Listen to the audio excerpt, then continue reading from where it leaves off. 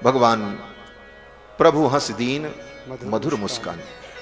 भगवान हंसने लगे मैया को देखकर, मुस्कुराने लगे। देखो, भगवान जब हंसते हैं, मुस्कुराते हैं, तो भगवान की माया अपना काम शुरू कर देती है। भगवान की जो मुस्कुराहट है उसी का नाम माया है। वेद व्यास जी वर्णन करते हैं, हासम जनोन्माद करी च माया। ये माया क्या है? बोले भगवान की मुस्कुराहट। और जब भगवान मुस्कुराते हैं तो माया अपना काम शुरू कर देती है। माया क्या करती है? बोले भगवान की माया क्या नहीं कर सकती। भगवान की माया का एक नाम है अघटित घटना पटीयसी। ये माया का विशेषण है, अघटित घटना पटीयसी। जो अघटित घटना को भी घटित कर दे, जो घटना किसी प्रकार से घटित होने वाली न हो उसको भी जो घटित कर दे, वही तो माया। तो अघटित घटना पटीयसी भगवान की माया का चमत्कार प्रकट हुआ। और मैया ने क्या देखा? बोले राम लला सरकार जो बालक थे, देखने में तो बालक, लेकिन उनके एक एक रोम में अनंत अनंत ब्रह्मांड दिखाई पड़ने लगा। दिख रावा मातही निज अद्भुत रूप अखंड। दिख रावा मातही निज अद्भुत रूप अखंड। रोम रोम प्रतिलागे कोटि कोटि ब्रह्मांड। रोम रोम प्रतिलागे कोटि कोटि ब्रह्मांड। हाँ कोटि कोटि ब्रह्मांड। हाँ कोटि कोटि ब्रह्मांड। अगणित रवि शशि शिव चतुरानन। अगणित रवि शशि शिव चतुरानन। बहुगिरि सरित सिंधु मही कानन। बहुगिरि सरित सिंधु मही कानन। काल कर्म गुण ज्ञान सुभाऊ। काल कर्म गुण ज्ञान सुभाऊ। सो देखा जो सुना न काऊ। सो देखा जो सुना न काऊ। देखी माया सब विदिगाड़ी। देखी माया सब विदिगाड़ी। अति सबीत जोरे कर ठाड़ी। अति सबीत जोड़े कर ठाड़ी। देखा जीव न चावही जाही। देखा जीव न चावही जाही। देखी भगति जो छोड़ ही ताही। देखी भक्ति जो छोड़ ताही। तन पुलकित मुख बचन न आवा। तन पुलकित मुख बचन न आवा। नयन मूंद चरणन सिर नावा। नयन मोद चरणन सिर नावा। विस्मयवंत देख महतारी। विस्मयवंत देख महतारी। भय बहुर स्वरूप खरारी। भय बहुर स्वरूप खरारी। स्तुति करि न जाय भय माना। स्तुति करि न जाय भय माना। जगत पिता में सुत करि जाना। जगत पिता में सुत कर जाना। हरि जननी बहु विधि समुझाई। हरि जननी बहु विधि समुझाई। यह जन कतहु कहस सुन माई। यह जन कतहु कहस सुन माई। भगवान ने अपने विराट रूप का दर्शन मैया को कराया एक बार, और कृष्णावतार में 2 बार। इसके बाद कथा आती है, भगवान का नामकरण संस्कार हुआ। गुरु जी आए गर्गाचार्य जी और दोनों बालकों का नामकरण किया। वसुदेव जी ने गर्गाचार्य जी को मथुरा से भेजा कि आप जाओ, जाकर के मेरे दोनों बच्चों का नामकरण कर दो, लेकिन बहुत गोपनीय ढंग से, किसी को पता न चलने पाए। क्यों? बोले गर्गाचार्य जी महाराज यदुकुल के पुरोहित हैं, और यदुकुल के पुरोहित नंद बाबा के घर में पूजा कराने जाएं और उत्सव हो तो कहीं न कहीं कंस को संदेह होगा कि पुरोहित तो उनके थे, उनके यहां क्यों गए थे। आज के जैसा तो था नहीं कि जब चाहो तब पुरोहित बदल लो, पंडित बदल लो, गुरु बदल लो। आजकल तो लोग गुरु भी बदल लेते हैं। हाँ। कितने लोग आते हैं हमारे पास, बोले महाराज हमारे गुरु जी तो अब दुनिया में नहीं रहे, तो अब कोई दूसरा गुरु बना ले। हम कहे ऐसे बनाते रहो। हाँ। क्या करोगे? तो बहुत से लोग ऐसे होते हैं जो गुरु भी बदल लेते हैं। हाँ। ये गुरु ठीक नहीं है, दूसरे गुरु। जो तुम्हारे भाग्य में गुरु मिल गया वही तुम्हारे लिए कल्याणकारक है। जैसे नारी के लिए जो पति उसे प्राप्त हो गया, वो पति अच्छा हो चाहे खराब हो, वही पति है दूसरा। उसी प्रकार एक बार गुरु का वर्ण हो गया तो फिर वही गुरु। गुरु, पुरोहित अपनी जपने की माला, आसन, ग्रंथ, ये रोज रोज नहीं बदलना चाहिए।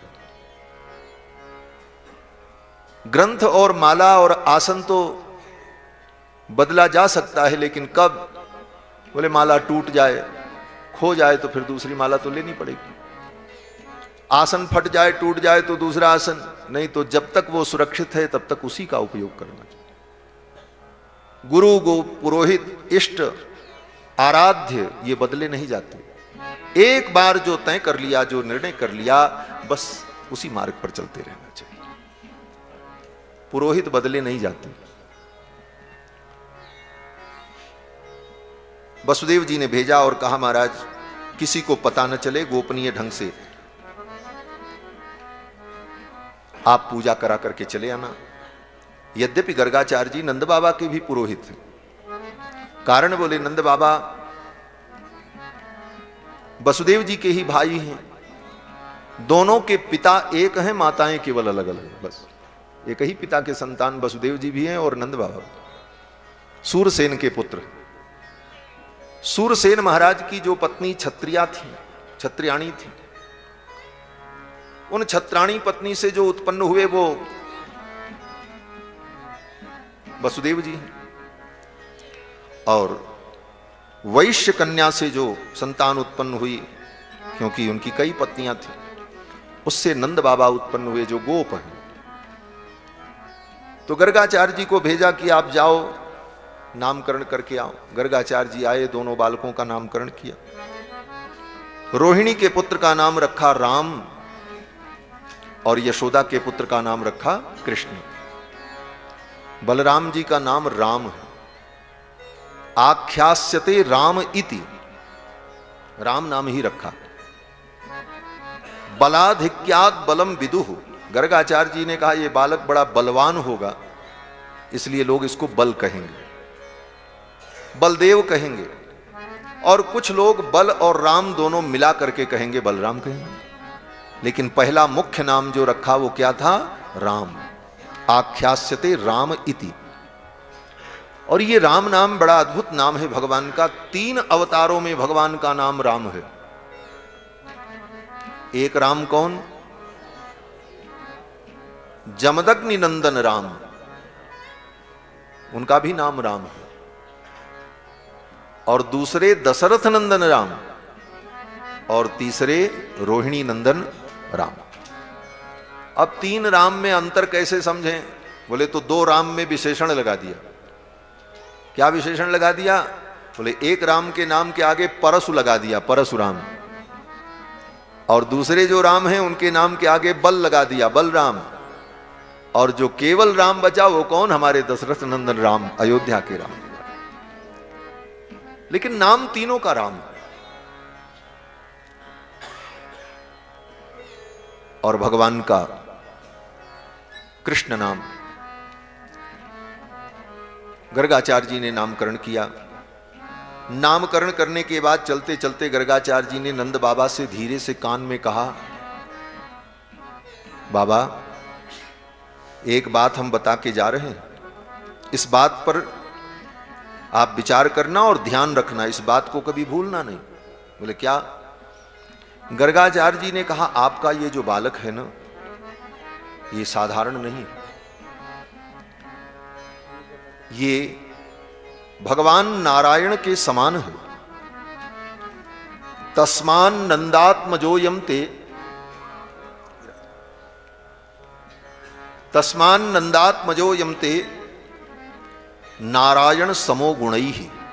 ये आपका बालक भगवान नारायण के समान है और इसके द्वारा बड़े बड़े कार्य होंगे, अद्भुत अद्भुत कार्य इसके द्वारा होगा। इसलिए हे नंद बाबा, आप इसके चरित्र को देखकर और इसके प्रभाव को देख करके विचलित मत होना, ये बालक साधारण बालक नहीं। नारायण समो गुणई, ये नारायण के समान गुण वाला होगा। नारायण के समान गुण वाला कौन होता है? तो कहते हैं नारायण के समान गुण वाला कोई और नहीं होता, नारायण ही होते हैं। नारायण के समान कौन हो सकता है? भगवान के समान भगवान ही होते हैं। न तत्समोभ्यधिकश्च दृश्यते, भगवान के समान कोई नहीं हो सकता, भगवान से अधिक कोई नहीं हो सकता। और यह बड़ा भारी अपराध माना गया हमारे यहां। भगवान से बड़ा किसी को माने कि ये देवता भगवान से बड़े हैं, बोले वो व्यक्ति पापी है। त्रिक समधिकता तुल्य तरिकम त्रयाणाम, त्रिक समधिकता, इन तीनों त्रिदेवों में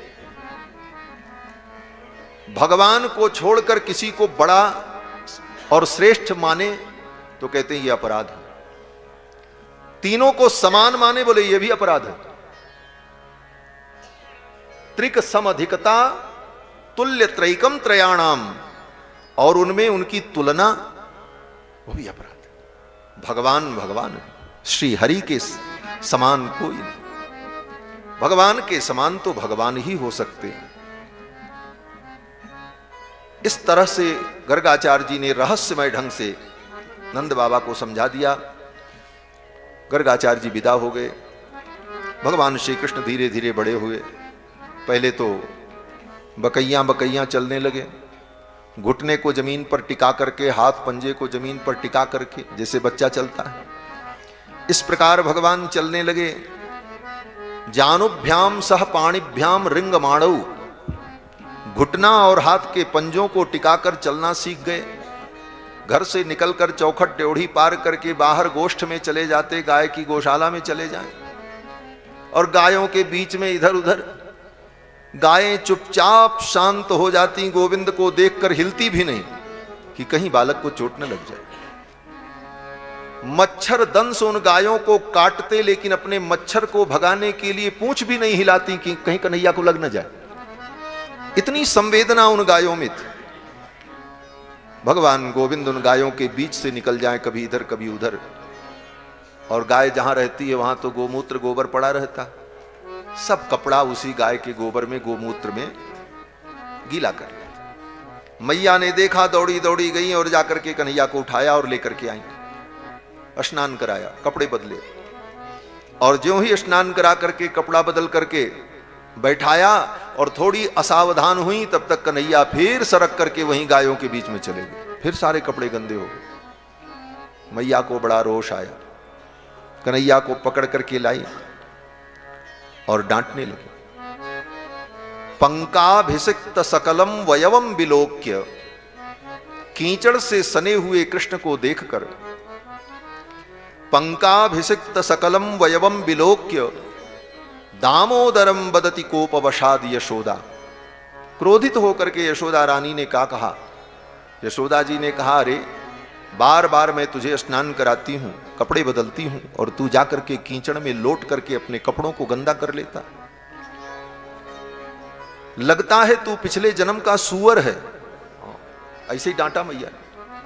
त्वम सुकरोसी गत जन्मनि पूतना रे, अय पूतना के शत्रु, तू पिछले जन्म का सूअर है क्या?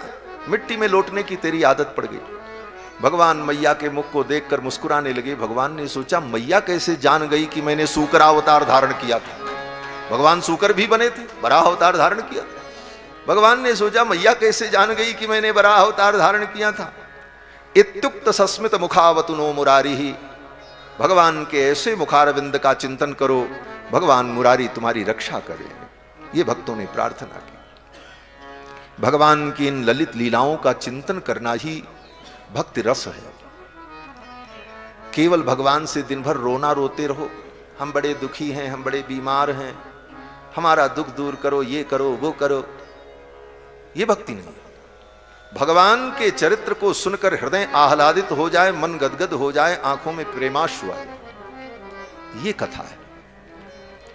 श्री वल्लभाचार्य जी महाराज जो पुष्टि मार्ग के आचार्य हैं, उनके शिष्यों में श्री सूरदास जी महाराज नित्य नवीन पद बना करके भगवान श्रीनाथ जी को सुनाते थे। दरबार लगा था श्रीनाथ जी का। सूरदास जी से कहा पद सुनाओ भगवान के लिए। तो सूरदास जी सुनाने लगी कि मौसम कौन कुटिल खल कामी, जेहि तन दियो ताहि बिसरायो, ऐसो नमक हरामी। वल्लभाचार्य जी ने कहा सूरदास क्या तू दिन भर यही रोना रोता रहता है? मौसम कौन कुटिल खल कामी, मौसम कौन, अरे ये सब भगवान जानते हैं, तुम कैसे हो बताने की जरूरत नहीं। कुछ भगवान की लीलाओं का गान करो, भगवान की कुछ मधुर लीलाओं का गान करो, जिसमें भगवान का मधुर चरित्र हो, रसमय चरित्र हो। गुरुजी ने रोक दिया मानो। कहते हैं श्री वल्लभाचार्य जी ने कहा ये दिन भर भगवान के सामने अपना दुखड़ा रोना, ये कौन सी भक्ति? भगवान का मुखमंडल कैसा है इसका वर्णन करो, भगवान की अलकावली कैसी है इसका वर्णन करो, भगवान की वाणी कितनी मधुर है इसका वर्णन करो, भगवान कितने मनोहर हैं इसका वर्णन करो, उनकी चित्तचोरन छवि का वर्णन करो, जिस छवि को देख करके वो चित्त को चुरा लेते हैं, भक्तों के मन का हरण कर लेते हैं, ऐसी छवि का वर्णन करो। तब श्री सूरदास जी महाराज ने आंख बंद किया, गुरु की कृपा हो गई। गुरु की कृपा के बिना ऐसे रस का हृदय में संचार नहीं हो सकता। वल्लभाचार्य जी की कृपा हो गई। फिर तो सूरदास जी ने आंख बंद करके जब ध्यान किया तो भगवान का सब चरित्र दिख गया। और क्या चरित्र दिखा? बोले रात्रि में भगवान ने जो चरित्र किया था वृंदावन में, निकुंज में उन्होंने जो लीला की, उस लीला का दिव्य दर्शन हुआ। और फिर अपने पदों में सूरदास जी ने गाया। क्या गाया?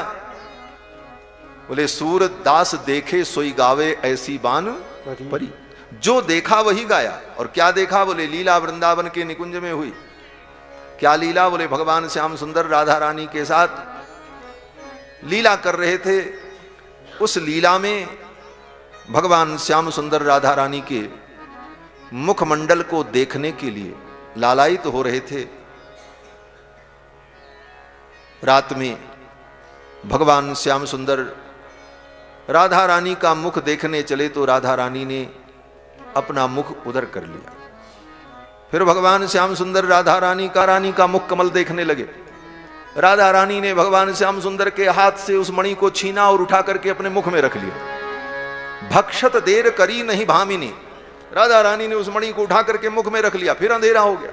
भगवान श्याम सुंदर ने सोचा अब मैं क्या करूं, इनके मुख का कैसे दर्शन करूं। तब भगवान श्याम सुंदर ने अपने चरणों के अंगूठे से धरती को दबाया। मस्क्यो भूमि कमठ अकुलान्यो। भगवान ने जब धरती को दबाया तो धरती दबी तो कच्छप दबा। जब कच्छप दबा तो नीचे शेष जी के सिर पर भार पड़ा। और शेष जी के सिर पर जब भार पड़ा तो भगवान शेष जान गए भगवान को लीला करनी है। तुरंत शेष जी की जो मणियां थी वो मणियां प्रकट हो गई महाराज। शेष जी की जो मणि है उनके मस्तक में फण में वो मणियां प्रकट हो गई। 1000 मणि महाराज चारों तरफ। और उस मणि के प्रकाश में राधा रानी का जब दर्शन किया, अब राधा जी क्या करें। फिर तो राधा रानी ने क्या किया, श्याम सुंदर को कस करके पकड़ लिया और अपने मुख को उनकी छाती पर रख करके छिपा लिया। हम मुख नहीं देखने देंगे। ऐसी मधुर लीला का वर्णन सूरदास जी ने किया। तो दिन भर ठाकुर जी के सामने रोते रहो, हम बीमार हैं, हम मर रहे हैं, ऐसी भक्ति किसका? भगवान की ललित लीलाओं का रस आनंद हृदय में बढ़े, ये भक्ति है।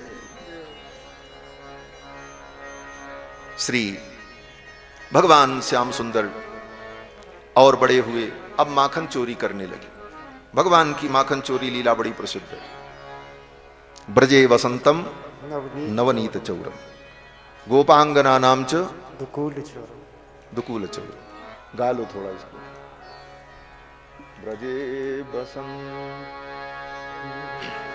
ब्रजे बसंतम नवनीत चोरम गोपांगनानां चतुकूल चोरम।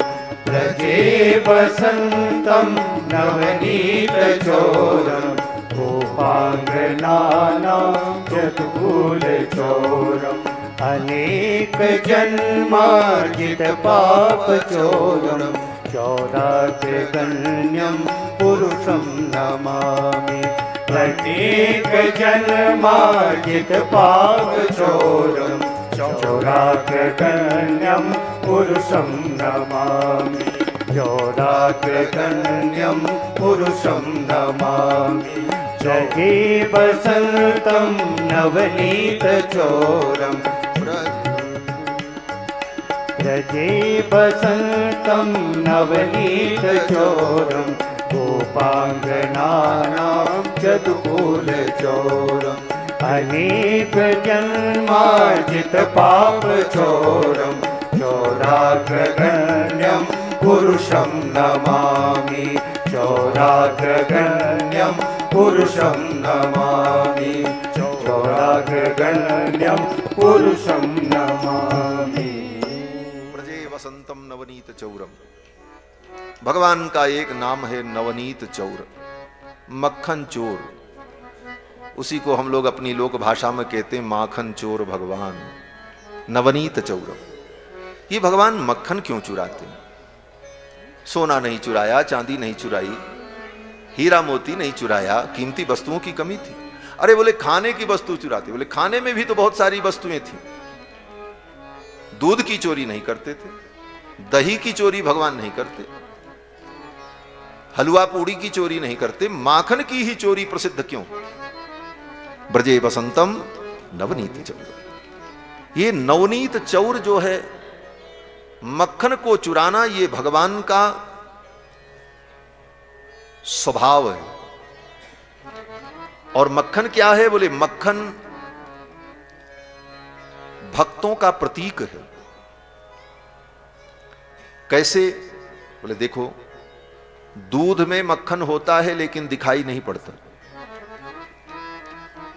समय रहते उस दूध से मक्खन को निकाल लो विधि पूर्वक, तो फिर वो मक्खन कई दिनों तक सुरक्षित रहेगा। घी बना करके उसे रख लो, वर्षों सुरक्षित रहेगा। लेकिन समय से दूध से उस मक्खन को अलग नहीं किया तो 2 दिन में दूध नष्ट हो जाएगा और उस दूध के साथ वो मक्खन भी नष्ट हो जाएगा।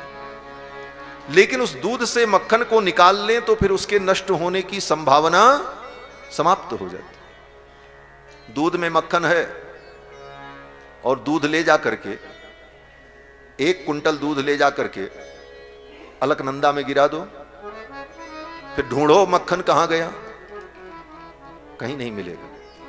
लेकिन मक्खन को दूध से अलग करने के बाद ले जा करके उस मक्खन के पिंड को अलकनंदा में डाल दो, बोले तैरता रहेगा।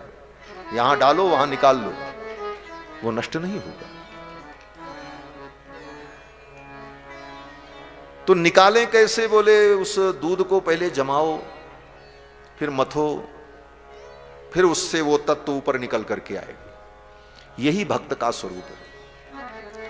इस शरीर के अंदर आत्मा है लेकिन आत्मा दिखाई नहीं पड़ती, आत्मा ही वो मक्खन है। समय रहते ज्ञान विज्ञान के द्वारा अगर उस आत्मा का साक्षात्कार नहीं किया, देह से भिन्न आत्मा का बोध नहीं हुआ, देह और आत्मा के भेद को हम देह नहीं है हम आत्मा हैं, यह ज्ञान अगर उत्पन्न नहीं किया समय रहते, तो देह के नाश के साथ साथ आत्मा का भी पतन हो जाएगा। इसीलिए शास्त्र कहता है मानव जीवन में आकर के आत्म तत्व बोध प्राप्त करो, आत्म तत्व को जानो। बोले कैसे जाने? बोले शरीर में आत्मा है लेकिन दिखाई नहीं पड़ता। इसका अनुभव कैसे हो? कहते गोपियों ने पहले दूध को गर्म किया, खौलने लगा दूध। जब खौलने लगा, उफान आने लगा उस दूध में, तो गोपी ने उस दूध को उठा करके ऊपर से नीचे रख दिया, चूल्हे से उतार दिया। यह प्रक्रिया हमारे जीवन में क्या हो?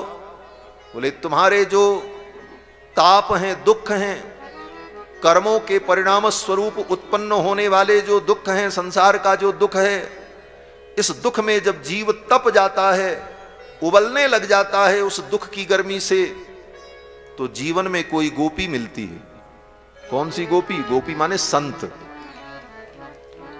संसार के दुख से दुखी होकर के यह जीव मनुष्य किसी संत के पास जाता है, और संत क्या करते हैं? बोले अपने उपदेश से उसे शांति प्रदान करते हैं। गोपी क्या करती है? बोले खौलते दूध को उठा करके नीचे रखती है, ठंडा करती है, लेकिन पूरा ठंडा नहीं करती।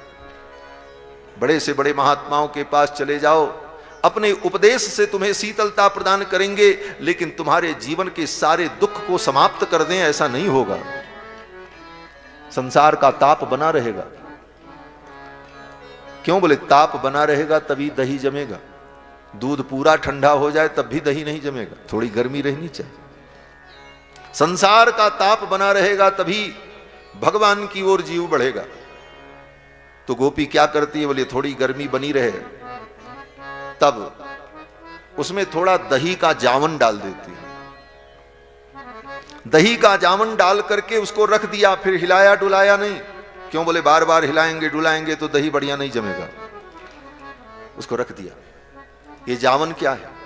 बोले संत अपने उपदेश से संसार के तपे हुए प्राणियों को शीतलता देते हैं और फिर अवसर पाकर के भक्ति का जावन उनके जीवन में डाल देते हैं। मंत्रोपदेश देकर, दीक्षा देकर, उपदेश देकर उनके हृदय में भक्ति का बीज डाल देते हैं और कहते हैं कि अब इसको हिलाओ डुलाओ मत, नहीं तो दही नहीं जमेगा। मंत्र दीक्षा ले ली, उपदेश प्राप्त कर लिया, अब उस नियम का पालन करो, उस नियम से हिलो मत, उस नियम पे टिके रहो। परिणाम क्या होगा? बोले दही जम जाएगा, भक्ति जम जाएगी जीवन में। लेकिन भक्ति आने के बाद भी प्रारब्ध अपना काम करेगा। ये मत सोचना हम भगवान के भक्त हो गए तो अब हमारा प्रारब्ध खत्म। प्रारब्ध अपना काम करेगा। समय आने पर प्रारब्ध का सुख दुख भोगना पड़ेगा। प्रारब्ध वो मथानी है जो तुम्हारे जीवन को मथ देती। दही बनने के बाद प्रारब्ध ने अपना काम किया। क्या किया? बोले प्रारब्ध की मथानी उस दही में डाली गई और प्रारब्ध की मथानी ने उस दही को मथ करके टुकड़े टुकड़े कर दिए। प्रारब्ध की मथानी से मथे जाने के बाद भी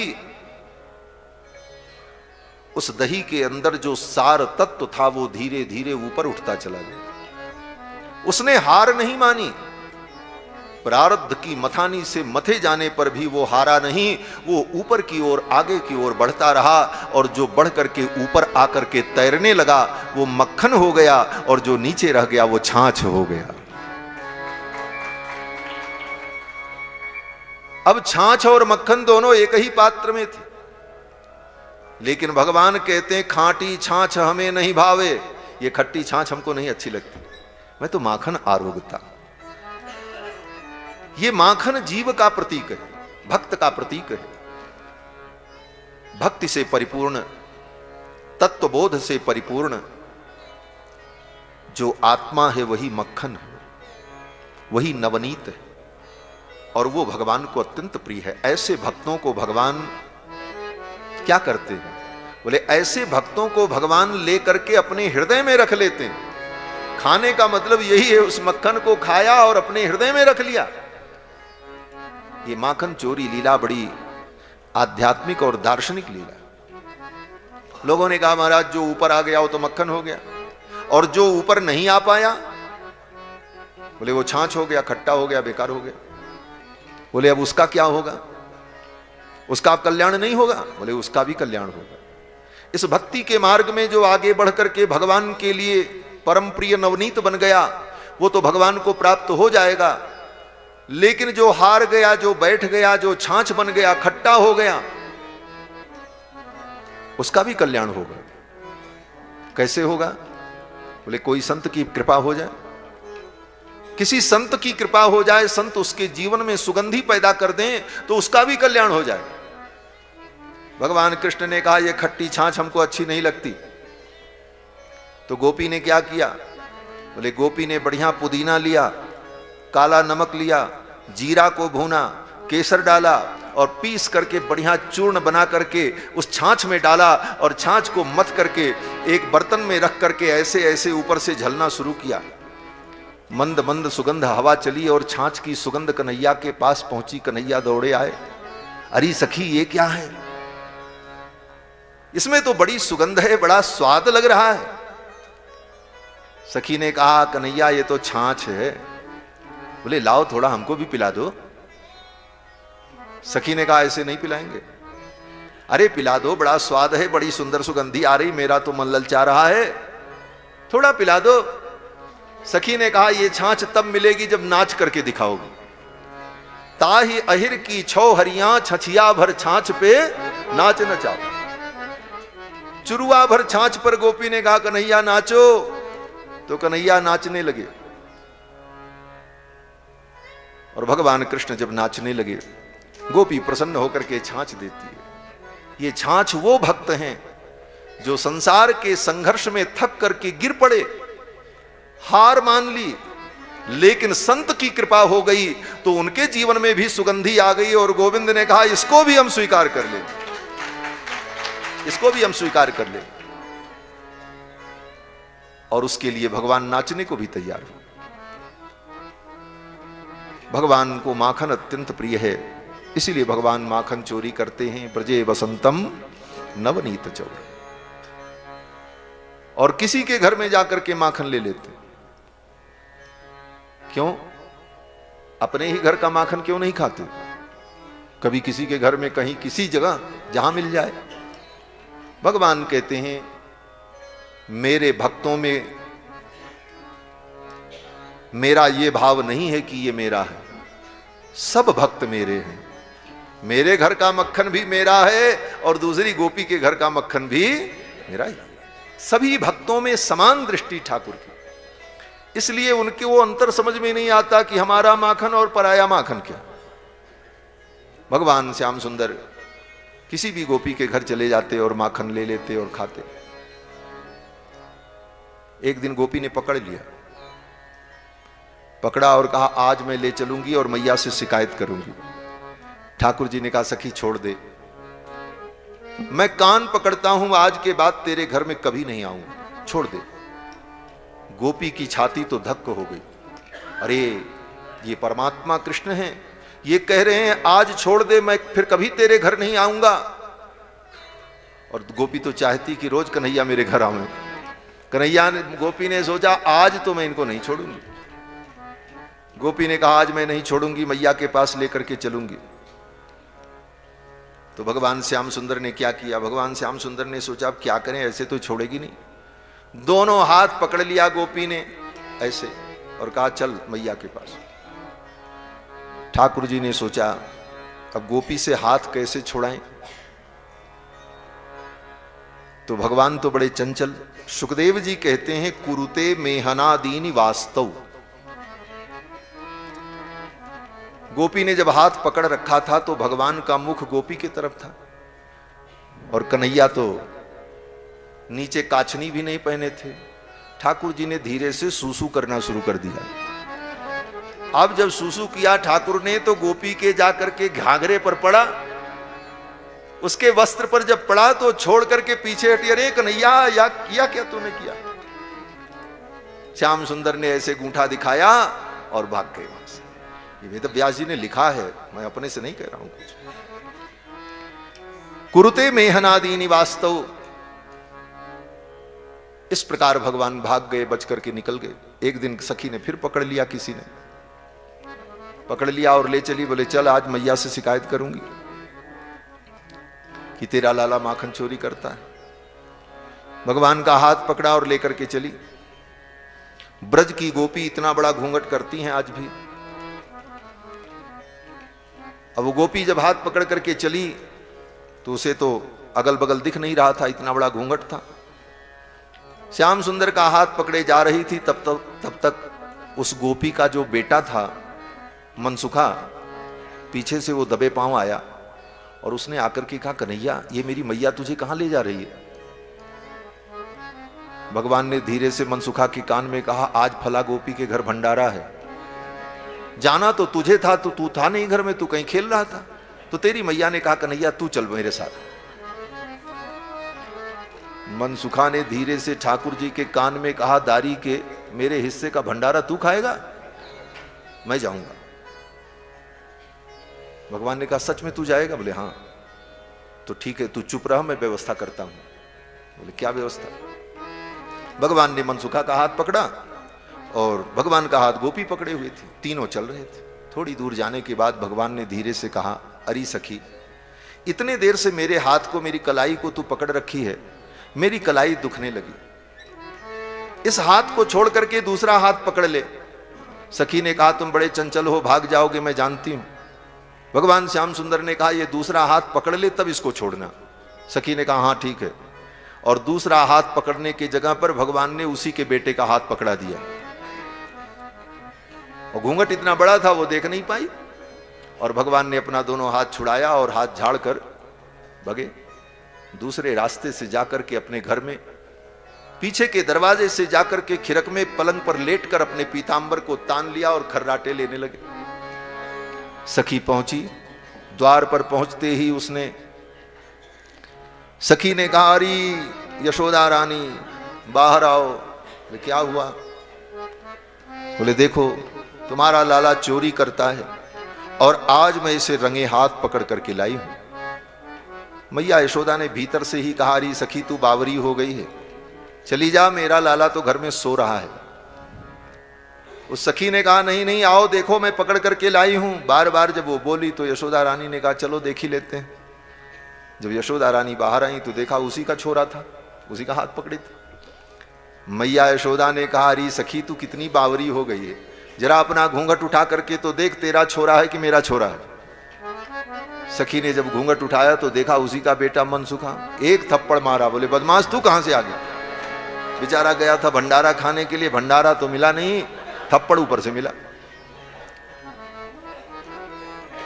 अब वो गोपी बड़बड़ाती हुई तैश में चली, आज तो कृष्ण बच गए, अगर दोबारा पकड़ पाई तो मैं छोड़ूंगी नहीं, क्योंकि उसको ठाकुर जी ने धोखा दे दिया। जब चली गोपी तनमन करती हुई अपने घर की ओर जा रही थी, तब तक भगवान ने क्या किया? बोले पीछे के दरवाजे से फिर निकल करके भाग करके आगे रास्ते में एक कदम्ब वृक्ष के नीचे मुस्कुराते हुए खड़े हो गए। गोपी उस रास्ते से अपना बड़बड़ाती हुई जा रही थी, अब पकड़ूंगी तो नहीं छोड़ूंगी, ये करूंगी वो करूंगी। जब नजदीक आई तब भगवान ने कहा, अरे सखी क्या हाल चाल है? सखी ने देखा, अरे ये तो श्याम सुंदर। सखी ने कहा, क्या हाल चाल है? कन्हैया इस बार तो तुम बच गए, दोबारा अगर पकड़ूंगी तो तुम कितना भी कुछ करो मैं नहीं छोड़ूंगी। ठाकुर जी ने कहा, जा जा, दोबारा पकड़ने की कोशिश मत करना। बोले क्या करेगा? ठाकुर जी ने कहा, इस बार तो तेरे छोरे का हाथ पकड़ाया था और दोबारा पकड़ेगी तो तेरे खसम का हाथ पकड़ा दूंगा, समझ लेना। सखी वहां से चल पड़ी क्रोध में। भगवान श्याम सुंदर फिर सखाओं के साथ जाकर के क्रीड़ा करने लगे। भगवान की ये सब दिव्य मधुर लीलाएं हैं जो हमारे चित्त को आनंद प्रदान करती हैं, और हमारा चित्त इन लीलाओं का जब स्मरण करता है तो गोविंद हृदय में आकर के विराजमान हो जाता है। इन कथाओं का स्मरण चिंतन ही वस्तुतः भगवान का भजन है। इस बहाने भगवान का जो स्मरण होता है वही कल्याण का हेतु है। यस्य स्मरण मात्रेण जन्म संसार बंधनात् विमुच्यते नमस्तस्मै विष्णवे प्रभु विष्णवे। भगवान की माखन चोरी लीला बड़ी प्रसिद्ध है। इसके बाद भगवान ने यमलार्जुन का उद्धार किया। मैया ने एक दिन भगवान को उलूखल में बांध दिया। दही की मटकी फोड़ दी थी भगवान ने। मैया को क्रोध आ गया और मैया ने भगवान को बांध दिया उलूखल से। घर का काम करने लगे। सखा आए, बोले कन्हैया खेलने चलो। भगवान ने कहा कैसे चले, मैया ने बांधा है। सखाओं ने कहा हम खोल दें। ठाकुर जी ने कहा छूना मत, मैया बांधी है तो मैया ही खोलेगी। ये भी भगवान की बड़ी अद्भुत लीला है। भगवान कहते हैं कोई भक्त अगर मुझे अपने बंधन में बांध ले तो मैं चाह करके भी उस बंधन को खोल करके जा नहीं सकता। मैया ने कमर में रस्सी बांधी थी, हाथ नहीं बांधा था। भगवान चाहते तो अपने हाथ से ही अपनी रस्सी खोल लेते, लेकिन बंधे खड़े थे। सखा आए, बोले चलो खेलने। भगवान ने कहा चलो। ऐसे ही चल पड़े। भगवान चले तो उलूखल भी पीछे पीछे ढरकने लगा, रस्सी में बंधा था। नंद बाबा के द्वार पर अर्जुन के जुड़वा वृक्ष थे। दोनों की जड़ एक जगह थी, तने अलग अलग थे। दोनों के बीच से भगवान पार हो गए। अब रास्ता तो इधर से भी जाने का था, लेकिन कन्हैया की चंचलता, कुछ उटपटांग काम करेंगे तभी तो कुछ नई लीला होगी। वो वृक्ष जो थे उन दोनों के बीच से भगवान पार हुए और भगवान तो पार हो गए। उलूखल अटक गया आड़ा होकर के। उलूखल बड़ा था, और वृक्ष के बीच में जगह इतनी थी नहीं कि उलूखल पार हो जाए, व्यक्ति पार हो सकता था टेढ़ा होकर के। भगवान पार हो गए, उलूखल अटक गया, जब खींचा तो निकला नहीं। सखाओं ने कहा चलो, कन्हैया ने कहा कैसे चलें, ये उलूखल तो अटक गया। सखाओं ने कहा जोर लगा के खींचो, कन्हैया ने और जोर लगा के खींचा। अब चाहते तो उल्टा लौट आते, निकल जाते, लेकिन अब बच्चों को मजा आने लगा, ये नया खेल शुरू हो गया, मजा ही तो लेना, जिसमें मजा आए वही खेल। सखाओं को ये खेल बड़ा अच्छा लगा। सखाओं ने आकर के कन्हैया के सामने खड़े होकर के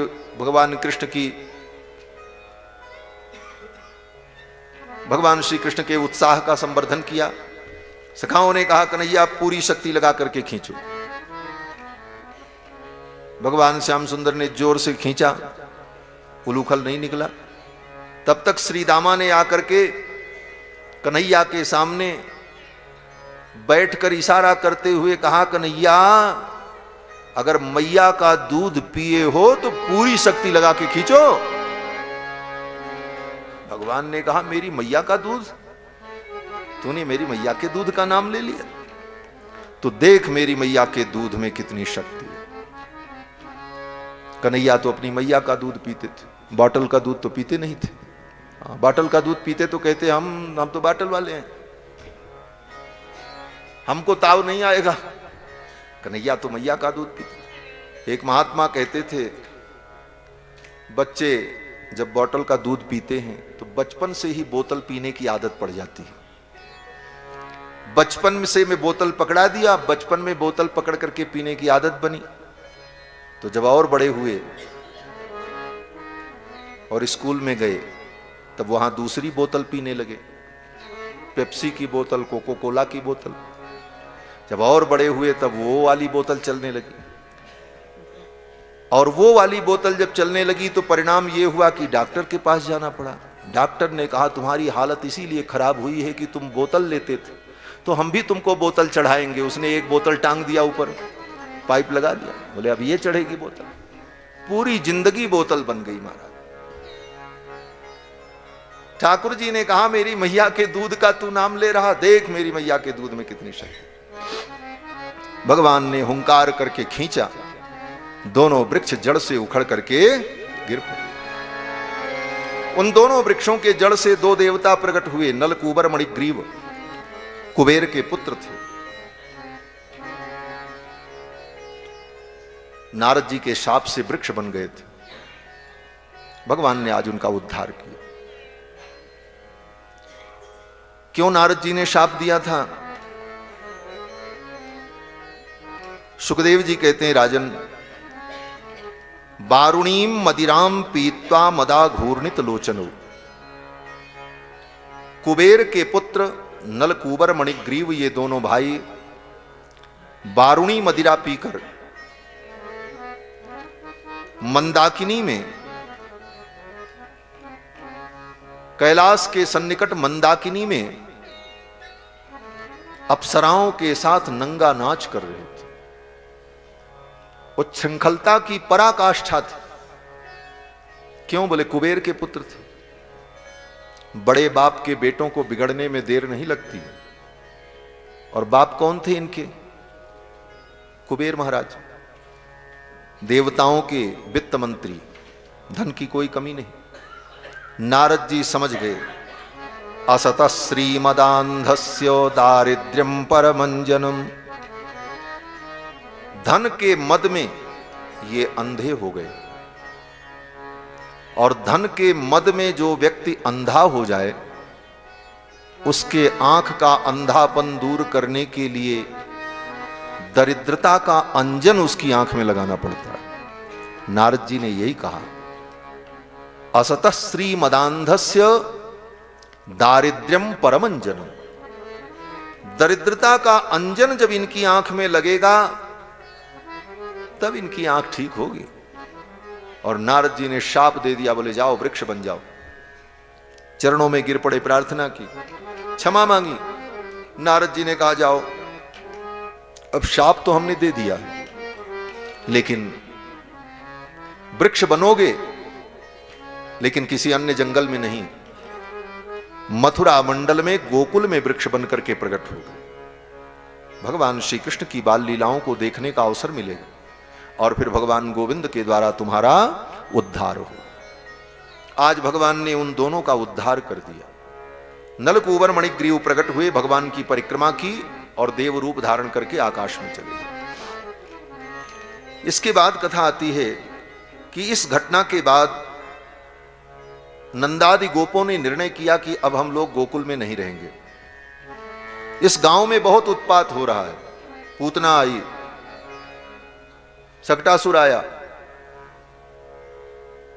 तृणावर्त आया, आज बिना आंधी बवंडर के ये दोनों पेड़ गिर पड़े। इस गांव में बहुत उत्पात, अब कहीं हम अन्यत्र रहेंगे। सभी गोपों ने यह निर्णय किया और तय हुआ कि जमुना के तट पर गोवर्धन के सन्निकट जो वृंदावन है, उस वृंदावन में चल करके हम लोग अपना घर बना लें और वहीं रहें। ये गोप जाति के थे, अस्थाई घर इनका कहीं नहीं होता था। गायें ही इनका धन है, गोधन, गाय ही इनका धन गोधन। और उस गौओं को चराते हुए कभी कहीं कभी कहीं, कहीं 2-4 महीने रह जाते, कहीं 10 महीने रह जाते, ऐसा जीवन था। तो नंद बाबा ने, गोप ग्वाल वालों ने निर्णय किया कि चलो अब वृंदावन में चल करके वहीं रहते। और सभी गोप ग्वाल बाल वृंदावन आए और वृंदावन में जमुना के तट पर गांव बसाया। कैसा गांव बसाया? बोले अर्धचंद्राकार, जैसे आधा चंद्रमा होता है उसी प्रकार इधर से घर बनाना शुरू किया। ऐसे ऐसे ऐसे लाइन से सब घर बनते चले गए। अर्धचंद्राकार गांव बसाया और अब आनंद पूर्वक सभी गोप ग्वाल बाल वृंदावन में रहने लगे। आगे की जो भगवान की लीला है वो वृंदावन लीला है। कृष्णावतार में भगवान की 4 लीलाएं हैं, गोकुल लीला और फिर वृंदावन लीला, फिर मथुरा लीला और फिर द्वारिका लीला, 4 लीला। तो गोकुल लीला पूरी हो गई, अब भगवान की वृंदावन लीला प्रारंभ होती। गोकुल में जो लीला है वो बाल लीला है और वृंदावन में जो लीला है वो श्रृंगार लीला है, रसिक लीला है। भगवान वृंदावन में आ गए और वृंदावन में भगवान गोपाल बने, वत्सपाल बने, बछड़ों को चराने लगे। मैया ने, बाबा ने कहा कन्हैया अब कुछ करना सीखो, आगे चल करके यही धंधा तुमको भी करना है, हमारा यही पुश्तैनी धंधा है, गायों को पालना चराना। तो गाय तो चरा नहीं सकते, बछड़ों को चराने का अभ्यास करो। तो 2-4 बछड़े दे दिए, बोले इन्हीं को घुमाओ, खिलाओ, इनके साथ चराओ इनको। और सखाओं को लेकर, और वे सखा भी अपने बछड़ों को लेकर कन्हैया के साथ वृंदावन के जमुना के तट पर यत्र तत्र बछड़ों को चराते। भगवान कृष्ण वत्सपाल बने। जब वत्सपाल बने, चराने के लिए बछड़ों को लेकर के जाते, तो मैया ने सोचा कन्हैया कहीं दूर चला गया चराते चराते बछड़ों को, और रास्ता भूल गया तो लौट करके कैसे आएगा। इस बात की मैया को चिंता हुई तो मैया ने कन्हैया से कहा कन्हैया दूर मत जाइयो, यहीं पास में जमुना के तट पर गोवर्धन की तलहटी में ही बछड़ों को चराना। कन्हैया ने कहा क्यों, दूर गए तो क्या होगा? तो मैया ने कहा कन्हैया एक बात बताऊं? बोले बताओ। मैया ने कहा कल एक छोरा आया था और उसने अपनी मैया को बताया था, उसकी मैया मेरी सखी है। बोले क्या बताया? मैया ने कहा कि मेरी सखी ने आकर के बताया कि आजकल गांव में हाउ आया हुआ है। बोले हाउ क्या होता है? मैया ने कहा हाउ जो है वो बच्चों को पकड़ लेता है।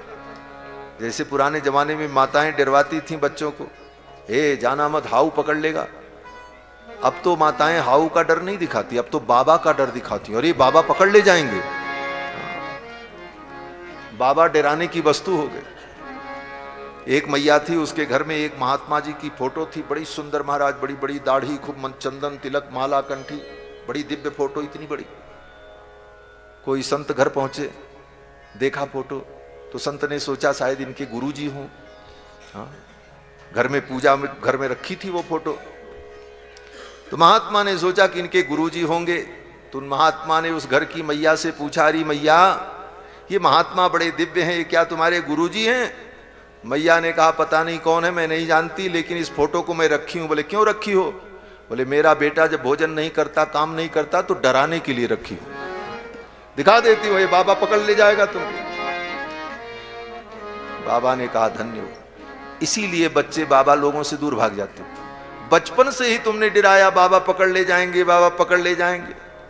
तो संत महात्माओं के सन्निकट अगर बालक जाएंगे नहीं तो उनका जीवन बदलेगा कैसे? और फिर आशा करते हो कि हमारे पुत्र धर्मात्मा हो, ज्ञानी हो, सेवापरायण हो, तो कैसे होगा? तो मैया ने बाबा और साधु का डर नहीं दिखाया कि जोगी बाबा पकड़ ले जाएंगे। मैया ने कहा हाउ पकड़ लेगा। बोले ये हाउ क्या करता है? मैया ने कहा ये हाउ बच्चों का कान काट लेता है। सूरदास जी का पद है, खेलन दूर जाते कित काना, खेलन दूर जाते कित काना। आज सुन्यो पन हाउ आयो, आज सुनो पन हाउ आयो। तुम नहीं जानत नाना हो, तुम नहीं जानत नाना। खेलन दूर जाते कित काना, खेलन दूर जाते कित काना। एक लड़का अब ही भज आयो, एक लड़का अब ही भज आयो। रोबत देखो ताही हो, रोबत देखो ताही। कान काटे वही लेत सबनी के, कान काटे वह लेत सबनी के। लड़का जानत जाही हो, लड़का जानत जाही। खेलन दूर जाते कित काना, खेलन दूर जाते कित काना। चलो न बेगे सबेरे जई हैं, चलो न बेगे सबेरे जई हैं। भाजी आपने धामा हो, भाजी आपने धामा। सूर्य श्याम यह बात सुनते ही, सूर्य श्याम यह बात सुनत ही। बोल लिए बलरामा हो, बोल लिए बलरामा। खेलन दूर जाते कित काना, खेलन दूर जाते कित काना। आज सुनो पल हाउ आयो, आज सुनो पल हाउ आयो। तुम नहीं जानत नाना, खेलन दूर जाते कित काना, खेलन दूर जाते कित काना। दूर जाते कित, दूर जाते कित काना। मैया ने कहा आज सुन्यो बन हाउ आयो। भगवान मुस्कुराने लगे। भगवान ने सोचा ये हाउ, सबसे बड़े हाउ तो हम हैं। भगवान ने सोचा सबसे बड़े हाउ हम, हमसे बड़ा हाउ दुनिया में कौन? बोले क्यों? बोले ये हाउ सामवेद का स्तोभ है। सामवेद का जब पाठ किया जाता है तो मंत्रों के बीच बीच में इस शब्द का प्रयोग किया जाता, हाउ हाउ हाउ, अहमन्नम अहमन्नम अहमन्नम, हाउ हाउ हाउ। तो ये हाउ स्तोभ सामवेद में है जो ब्रह्म का स्वरूप है। और गीता कहती है, स्वयं भगवान कहते हैं, वेदानाम सामवेदोस्मि, सबसे बड़ा हाउ तो मैं हूं, ये हमसे बड़ा हाउ कहां से आ गया। लेकिन मैया ने कहा, रे हाउ तो कान काट लेता है। भगवान ने कहा, मैया तू चिंता मत कर, मैं भैया को साथ में लेके जाऊंगा। बलदाऊ भैया साथ में रहेंगे, फिर क्या चिंता है, बड़े बड़े दुष्टों को मारने में समर्थ हैं, बलराम जी साथ में। फिर तो भगवान वत्स चराते हैं, वत्स चारण करते। बछड़ों को चराने के क्रम में ही भगवान ने वत्सासुर का उद्धार किया। एक असुर आया बछड़े का रूप धारण करके, उन्हीं बछड़ों में मिल गया। सब लोग समझ रहे थे बछड़ा है, भगवान पहचान गए, बलराम जी को बताया। बलराम जी ने कहा, मारो इसको। भगवान श्याम सुंदर ने उस बछड़े के दोनों पैर को पकड़ा, उठा लिया, ऐसे घुमाया, घुमा करके एक पेड़ पर पटक दिया। भ्रामयित्वा कपित्थाग्रे प्राहिणोत गत जीवित, कपित्थ के पेड़ पर, कैथे के पेड़ पर पटक दिया, वो वत्सासुर मर गया। इसी प्रकार भगवान एक दिन बछड़ों को चरा रहे थे, बकासुर आया बगुले का रूप धारण करके। ये पूतना का भाई था बकासुर, आया और अपनी चोंच से भगवान को पकड़ने चला। भगवान ने उसके चोंच के दोनों हिस्सों को दोनों हाथ से ऐसे पकड़ लिया और ऐसे चीर दिया, बकासुर का उद्धार कर दिया। चच्छर्द सद्योतिरुषा क्षतम बकस तुंडेन हंतुम पुनरभ्यपद्यत, तमापवंतम स निगृह्य तुंडयोर दोर्भ्याम बकम कंस सखम सताम पति, पत्स्यत सुबालेषु ददार लीलया। सखाओं के सामने देखते देखते ददार, बीच से उसको फाड़ दिया, फाड़ करके फेंक दिया, वत्सासुर को मार दिया। एक दिन इसी प्रकार भगवान बछड़ों को चरा रहे थे, कंस का भेजा हुआ अघासुर आया। ये बकासुर का भाई था अघासुर, इसका नाम है पापासुर। विशाल अजगर सर्प का रूप धारण करके आया, सब सखा उसके मुख में चले गए। इतना विशाल था, कई किलोमीटर में फैला हुआ, और मुख खोल करके ऐसे बैठा था। उसका मुख भी 3-4 मंजिले मकान के बराबर था, ऊपर का हिस्सा उतने ऊपर। बच्चों को लगा ये कोई गुफा है बड़ी सुंदर, चलो देखते हैं भीतर। जब गए उसके मुख में तो उसकी चिकनी चिकनी जीभ पर बच्चे जाकर के जब खड़े हुए तो सट्ट से सरक करके बाहर आ गए। वो जैसे स्कूल में बच्चों को खेलने के लिए बना रहता है, इधर से सीढ़ी से चढ़ के जाओ और उधर से सर्र से सरक करके नीचे चले आओ। अब उस अघासुर की जीभ पर जाएं और सरक करके नीचे आ जाए, मजा आने लगा। बच्चों ने सोचा इस पे चढ़ने में बड़ी दिक्कत है। तब तक मनसुखा ने कहा, देख नहीं रहे हो बगल बगल में खंभे बने हुए, इन खंभे को पकड़ करके चढ़ो। अघासुर के जो दांत थे बड़े बड़े, उन्हीं दांतों को पकड़ करके सब बच्चे चढ़ जाएं और जीभ के पास, कंठ के पास जाकर के बैठें तो सर्र से जीभ पर सरक करके नीचे आ जाए। ये आनंद कर रहे थे सब बच्चे। भगवान आए, देखा, भगवान जान गए ये तो असुर है, और बच्चे सहज भाव से इनके मुख में खेल रहे हैं, इनका तो अनिष्ट हो जाएगा, मुझे चलना चाहिए। भगवान दौड़े दौड़े आए और अघासुर के मुख में घुसे। अघासुर प्रतीक्षा कर रहा था कृष्ण भी आवे तब मैं मुख बंद करूं। जब भगवान भीतर पहुंचे उसने अपने मुख को बंद करना शुरू किया। धीरे धीरे भगवान ने अपने हाथ को उसके मुख के तलुए में लगाया और उसके मस्तक को फाड़ करके भगवान बाहर निकल आए, अघासुर का वध कर दिया। अघासुर मर गया।